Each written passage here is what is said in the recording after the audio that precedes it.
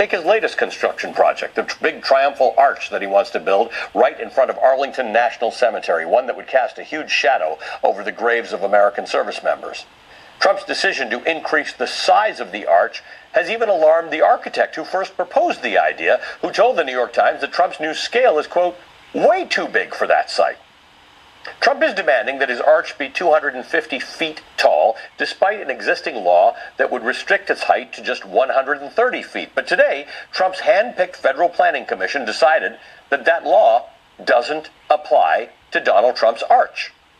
The chairman of that commission, who happens to be Donald Trump's staff secretary, says he's skeptical of the long-accepted legal arguments about the law's applicability to the arch. They're also ignoring concerns about air traffic. As New York Times reports, aviation experts are warning that the arch's height could actually cause problems for the already problem-plagued airspace over Washington, D.C. Remember that just 9 days into Trump's second administration, that very airspace was the site of the deadliest air collision over U.S. territory in decades.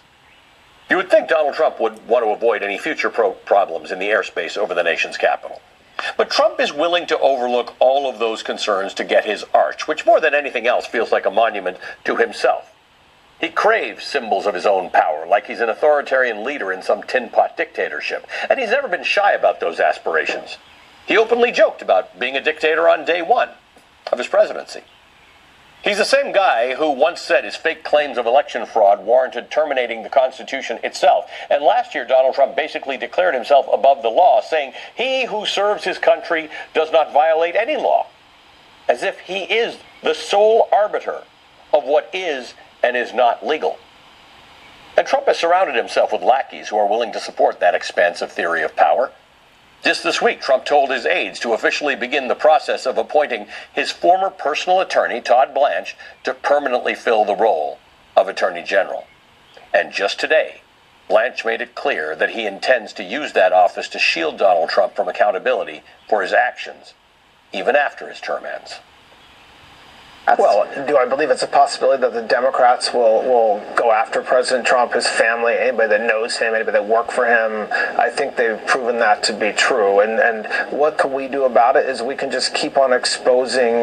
When we learn about the weaponization that happened for many years, we can keep on exposing it and putting roadblocks in place so it never happens again.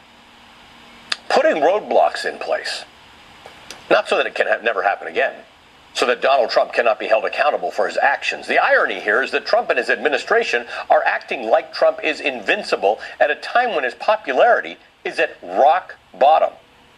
A new poll out this week finds that 61% of Americans now disapprove of the job that Donald Trump is doing as president. That's a record for Donald Trump in this particular poll. How does the country deal with a president who seems more and more emboldened to grab onto power as the American public continues to lose faith in his ability to lead?